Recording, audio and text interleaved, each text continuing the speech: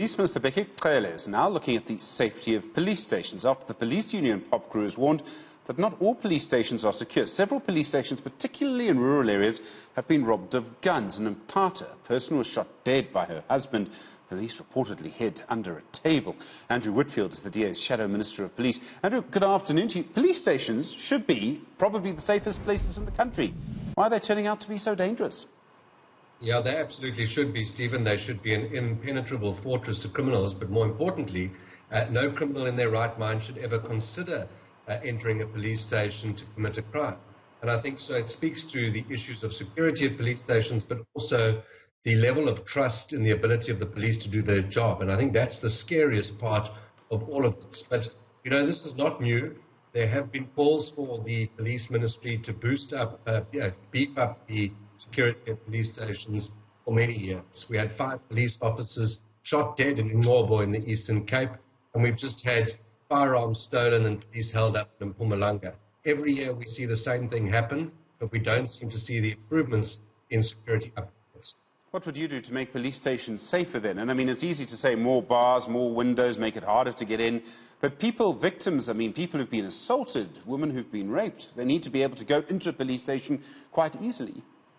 Absolutely, and that's the challenge. How do we make our police stations accessible to the public, but at the same time to deter criminals from thinking that they can come in and steal firearms or commit other crimes? And I think that it's largely accepted that it comes down to the leadership of the station manager, the ability of the leadership at each station to ensure both the security and the accessibility.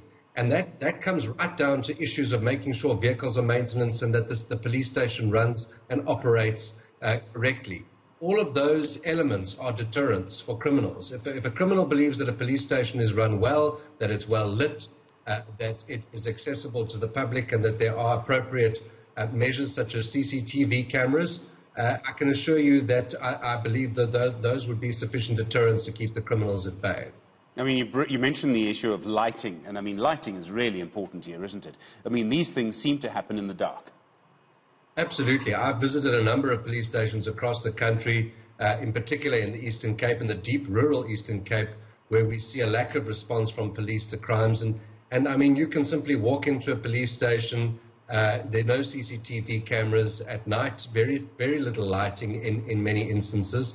And so it actually creates a conducive environment for criminality and makes the victims of crime, it's a less accessible environment for those victims and more conducive for the criminals. And so I think lighting and CCTV cameras are critical. But again, I put this down to the leadership and management of each police station. We have to make sure that we have competent and capable police officers who are both professional and honest in leadership positions at those police stations. There was a time when private security guards actually guarded our police stations, or certainly seemed to be heading that way. The National Police Headquarters was guarded by private security guards at one point. Do we need to do that? Do we need to have, I don't know, a special unit to guard police stations? Do we need to have police officers on guard duty? I can't imagine that's really the best use of police time. No, absolutely not. I don't think it's necessary. It should never be necessary. It's a complete indictment on the ability of SAPS to do their jobs. Their job is security and the prevention of crime. And for them not to be able to protect their own assets is a significant indictment on the management and leadership of SAPS, but also the training of our police officers. Many of these police officers are held up at police stations, some of them allegedly fast asleep in the middle of the night when they should be more vigilant than ever before. And you know, Stephen, we're very concerned about the number of firearms that seem to be stolen. We had 2,500 stolen between 2014 and 2017. Those are police firearms stolen from police stations. And we believe the number is closer to 5,000 now. And I think that kind of, fear in communities that firearms from the police are simply stolen and put in the hands of criminals is something that needs very serious attention and simply hasn't been getting the attention it deserves. Well, I was going to come to that. I mean, most of the times that we hear a police officer who is murdered while off duty, it's actually for their firearm.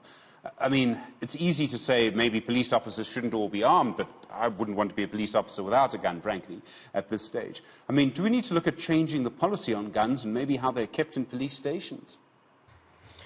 Well, I think that one of the major problems is that many police officers are simply not suitably trained and do not complete the required firearm training every year to make sure that they are competent. And that's something that we are looking into quite seriously, because it's one thing having a firearm, but if you don't know how to use it, that becomes a dangerous situation. And I don't think that we need to revisit policy. I think we've got some excellent legislation and policies in place, and it's simply a case of implementing it. And like many of the laws in our country, it's a case of implementation, not the law necessarily itself. And we need to make sure that SAPS becomes a much more professional institution. It's been labeled as one of the more corrupt state institutions or departments in government.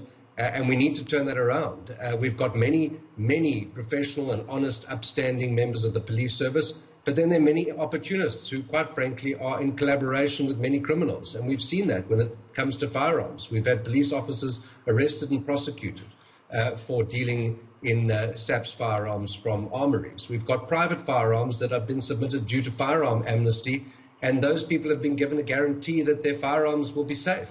That guarantee cannot be upheld. It's very clear that our police stations are not the safe and secure spaces that they are supposed to be, both for victims and for our police officers. Andrew, I mean, it's easy to criticize police officers, but I mean, if we look at their pay and conditions, I mean, someone you can just imagine, 2 or 3 people in a small police station, there all night on a 12-hour shift, not receiving much money, frankly.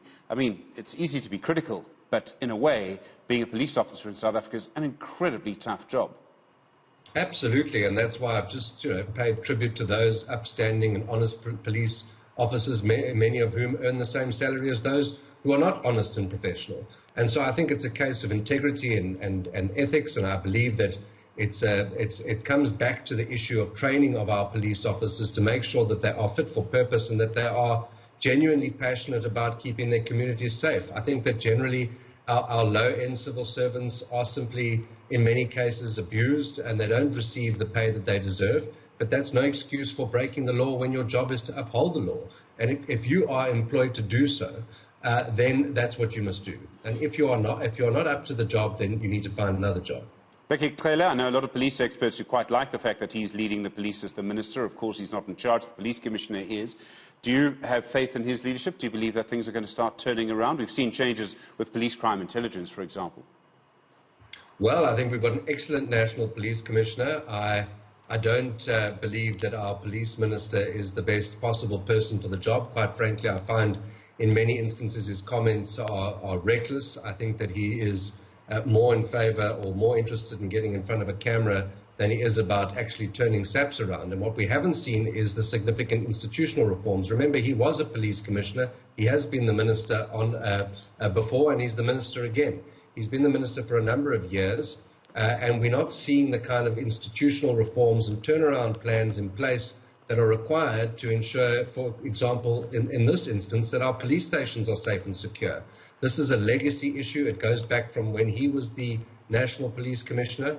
And so he's got a big job to do. And, in Parliament, we do a very good job of trying to hold him accountable.